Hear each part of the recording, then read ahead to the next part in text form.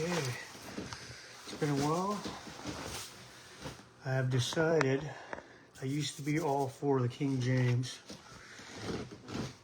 And, I even followed these people online that claim that the modern translations are corrupt. That only the King James, because it's the most reliable and most trustworthy. You know what? I don't know. I'm not a scholar. I'm not a linguist. I have no idea. All I know is I decided to pick myself up a Legacy Standard Bible. It's an upgrade from the New American Standard Bible, and so to help me, because there's just some passages that are really hard to understand in the KJV. So it's beautiful, and I always love the KJV because it's poetic, style. But I think I got to read something, I got to read a modern translation to get a better understanding of the text. And, whether or not they're corrupt, I don't know. Like I said, I don't know. I'm just going off of other people's opinion. And, I don't know. If they are corrupt, it just seems like a lot of work. So anyways, so I'm going to go ahead and read out of the LSB, Legacy Standard Bible, Matthew chapter 17, verse 14 through 20. This is Jesus casting out a demon. So, and when they came to the crowd, a man came up to Jesus, falling on his knees before him and saying, "Lord, have mercy on my son, for he has seizures and suffers terribly. For he often falls into the fire and often into the water. And I brought him to your disciples, and they could not cure him."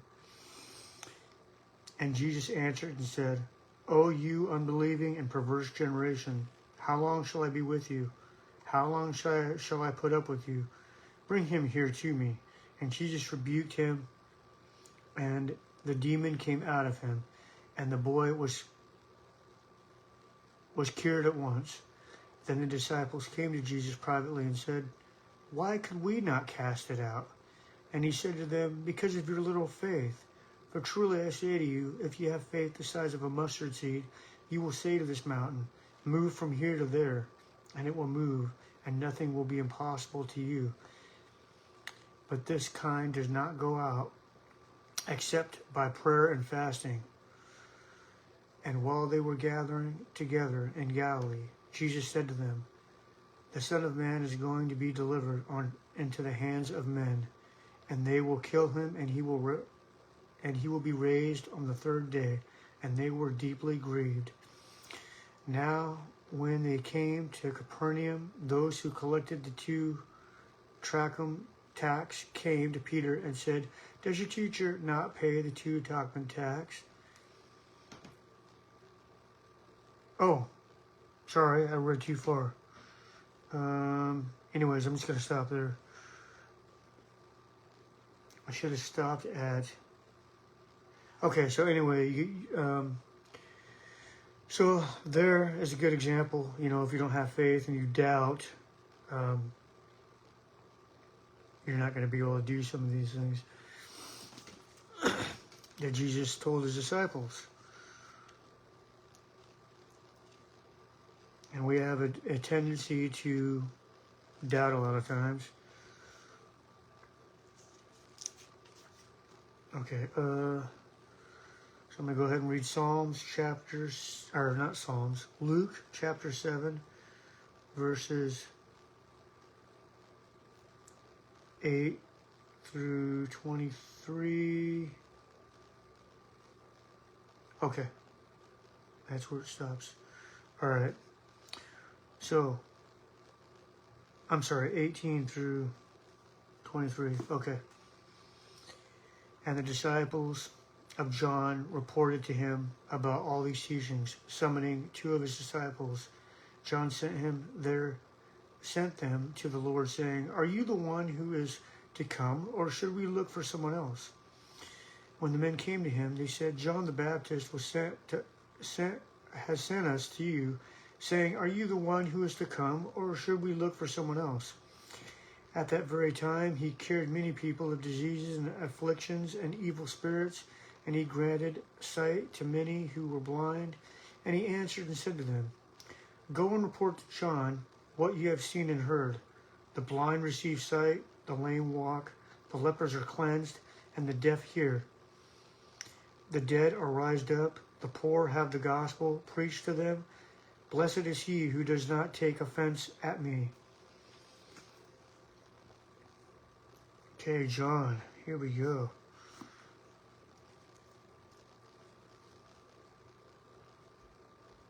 Notice I'm not a preacher, I'm not a deacon, I'm not any of that stuff. I'm just reading the Bible.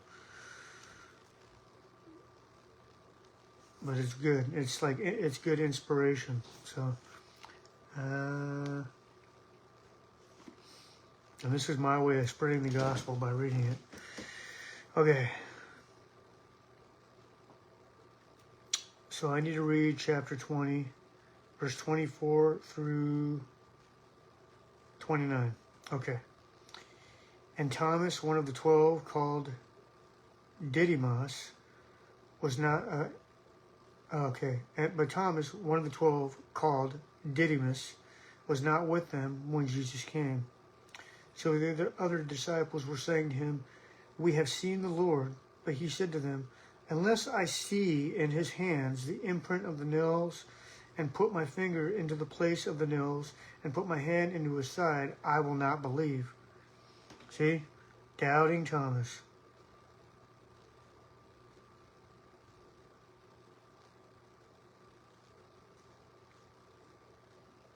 Okay, I gotta finish reading. 29. And after 8 days, his disciples were again inside, and Thomas with them. Jesus, so they're inside the room or whatever. And Thomas with them. Jesus came, the doors having been shut, and stood in their midst, and said, peace be with you. Then he said to Thomas, bring your finger here, and see my hands, and bring your hand here, and put it into my side. And do not be unbelieving, but believing. Thomas answered and said to him, because you have seen me, have you believed? Blessed are those who did not see and yet believed.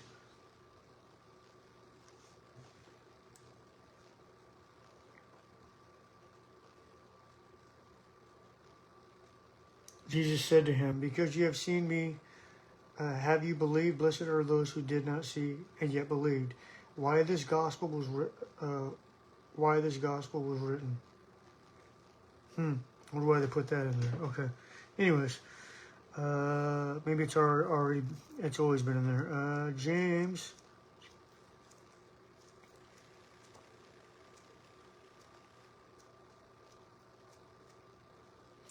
Now I don't have my original thumb index thing, which is really cool to have, but I can kind of flip through this pretty quick.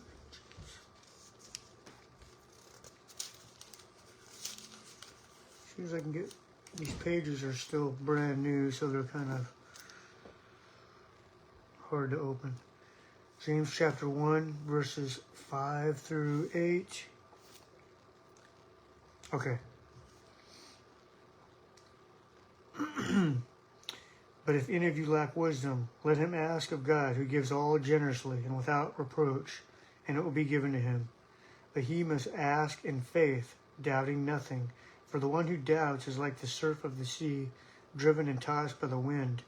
For what man ought not to expect that he will receive anything from the Lord, being a double-minded man, unstable in all his ways. Yeah? See? So doubt not. Doubt not. So that'll be it. Doubting Thomas, and yeah, so don't doubt. That's all I have for today. May God bless, and have a wonderful day.